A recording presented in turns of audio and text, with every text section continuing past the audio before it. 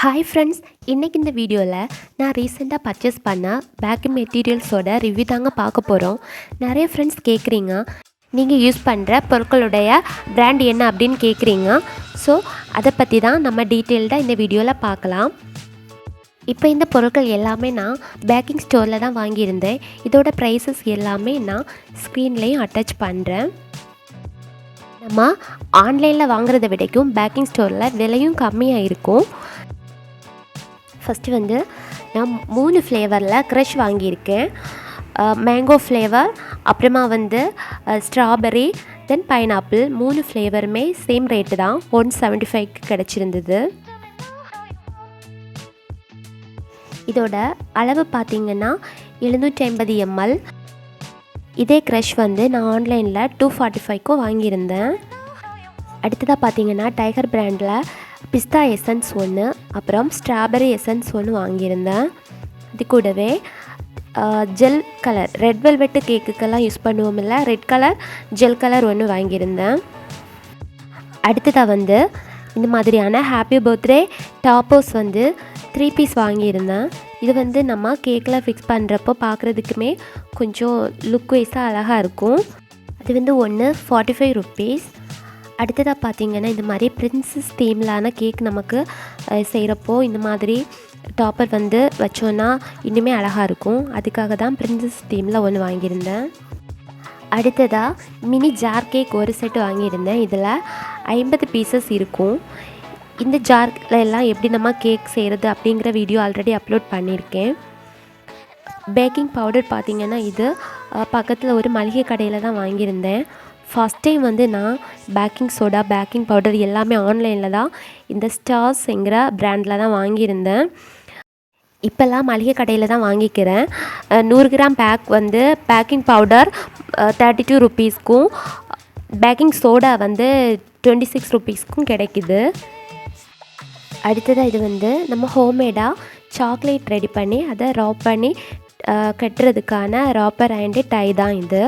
இது வந்து இந்த மாதிரி ஹோம்மேடாக சாக்லேட் எப்படி பண்ணுறது, எப்படி நம்ம சேல் பண்ணலாம், அந்த மாதிரி வீடியோஸ் எல்லாமே அடுத்தடுத்து பார்க்கலாம். அடுத்ததாக பார்த்திங்கன்னா இந்த மாதிரி கப் கேக் மோல்டு தான் வாங்கியிருந்தேன்.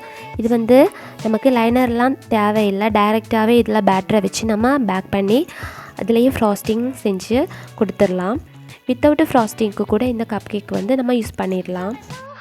இப்போ நம்ம பார்க்குறது தான் ரொம்ப முக்கியமான பொருள். நிறைய பேர் கேட்குறீங்க, நீங்கள் எந்த பிராண்டில் ஃப்ளார் யூஸ் பண்ணுறீங்க அப்படின்னு. இந்த வீடியோ நான் எடுக்கிறதுக்கான ரீசனுமே இது தான். பார்த்திங்கன்னா இந்த மாவு வந்து நான் டிசம்பர் லாஸ்ட் வீக்கில் தான் வாங்கியிருந்தேன். எப்போவுமே மாவு வாங்குகிறப்போ நம்ம வந்து அந்த டேட்டு பார்த்து வாங்கிக்கணும், ஃப்ரெஷ்ஷாக பார்த்து வாங்கிக்கிட்டாலே போதும். இந்த மாவு எல்லாமே வந்து நம்ம ரொம்ப வாங்கி ஸ்டாக்காக வச்சுக்கணும் அப்படிங்கிற அவசியம் இல்லை. ஒவ்வொரு வாரமும் கடையில் வந்து புதுசாக தான் கொடுக்குறாங்க. ஸோ நமக்கு தேவையானப்போ சடனாகவே வாங்கவும் முடியும். எல்லா மளிகை கடையிலையுமே நமக்கு இந்த மாவு வந்து கிடைக்கும். ஸோ எந்த பிராண்டுங்கிறது முக்கியம் இல்லை, புதுசாக பார்த்து வாங்கிக்கோங்க. அப்போ வந்து கேக் வந்து ஃபெயிலியர் ஆகாமல் சூப்பராக வந்து பேக் பண்ணி எடுக்க முடியும். அடுத்ததாக பார்த்திங்கன்னா இந்த மாதிரி கொஞ்சம் பிக் சைஸ்லான பைப்பிங் பேக் தான் வாங்கியிருந்தேன். இது பேக்கிங் ஸ்டோரில் தான் வாங்கியிருந்தேன். இதில் வந்து 100 பீசஸ் இருக்கும், 150 rupees. அடுத்ததாக பார்த்திங்கன்னா சாக்லேட் தான். இந்த சாக்லேட் வந்து நிறைய பிராண்டில் வந்து யூஸ் பண்ணியிருக்கேன். பட் இதில் வந்து பெஸ்ட்டாக வந்து மெல்லோ தான் இருந்துச்சு. பட் அது கொஞ்சம் ரேட்டும் வந்து அதிகமாக இருக்கும்.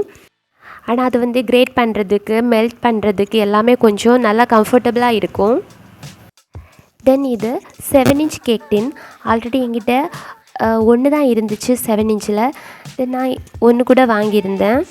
இந்த டின் வந்து நல்ல வெயிட்டாகவும் நல்ல குவாலிட்டியாகவுமே இருந்துச்சு. தென் அடுத்து பார்த்திங்கன்னா இந்த மாதிரி ஸ்மால் LED லைட் வந்து 3 பேக் வாங்கியிருந்தேன். இது வந்து நம்ம கேக்கில் வந்து லைட்டிங் எஃபர்ட்டுக்காக டெக்கரேட் பண்ணலாம். ஸோ அதுக்காக தான். தென் அடுத்து வந்து சர்க்கரை. இதையுமே நீங்கள் குறைவான அளவிலே வாங்கி வச்சுக்கோங்க. ஸ்டாக்காக வச்சுக்கிட்டிங்கன்னா அது வந்து இந்த கிளைமேட்லேயே சேஞ்ச் ஆகிடும். அதை வந்து நம்ம கேக் பேக்கிங்க்கு யூஸ் பண்ணுறப்போ வந்து பேக்கிங் வந்து சக்ஸஸாக இருக்காது.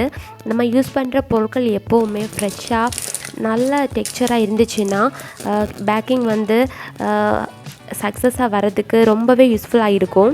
இதில் ஏதாவது ஒரு பொருள் வந்து நம்ம ஸ்டாக்காக பழகினதை யூஸ் பண்ணிட்டோன்னா அதுவே ஃபெயிலியர் ஆகிறதுக்கும் சான்ஸ் இருக்குது.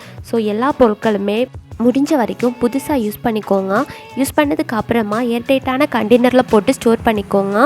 இந்த மாதிரி செய்தோன்னா கண்டிப்பாக பேக்கிங் வந்து சக்ஸஸ்ஃபுல்லாக இருக்கும். நான் வந்து எப்போவுமே விலை கம்மியாக இருக்கணும் அப்படிங்கிறதுக்காக பொருட்களை வந்து பல்காக வாங்கி ஸ்டோர் பண்ணது கிடையாது. பக்கத்தில் கிடைக்கிற பொருட்களை வந்து அப்பப்போ தான் இந்த மாதிரி கொஞ்சம் கொஞ்சமாக தான் வாங்கிப்பேன். நம்ம இது போல் ஃப்ரெஷ்ஷான பொருட்களை வச்சு சரியான முறையில் பேக் பண்ணோம் அப்படின்னா கண்டிப்பாக சக்ஸஸ்ஃபுல்லாகவே இருக்கும். பேக்கிங்கில் வர பேசிக் ப்ராப்ளம் எதுவுமே இல்லாமல் பெர்ஃபெக்டாக கேக் பேக் பண்ணுறது எப்படிங்கிற வீடியோஸ் ஆல்ரெடி நான் அப்லோட் பண்ணியிருக்கேன். இது வரைக்கும் பார்க்கல, நீங்கள் வீடியோவுக்கு புதுசாக இருக்கீங்க அப்படின்னா கண்டிப்பாக செக் பண்ணி பார்த்துக்கோங்க. கண்டிப்பாக அது உங்களுக்கு யூஸ்ஃபுல்லாக இருக்கும். இந்த வீடியோ உங்களுக்கு பிடிச்சிருந்தா லைக் பண்ணுங்கள். யூஸ்ஃபுல்லாக இருக்குது அப்படின்னு நினச்சிங்கன்னா கமெண்ட் பண்ணுங்கள், சப்ஸ்கிரைப் பண்ணி சப்போர்ட் பண்ணுங்கள். இது வரைக்கும் நம்ம சேனலை சப்ஸ்கிரைப் பண்ணி சப்போர்ட் பண்ணுற எல்லாருக்குமே ரொம்ப ரொம்ப நன்றி. தேங்க்யூ.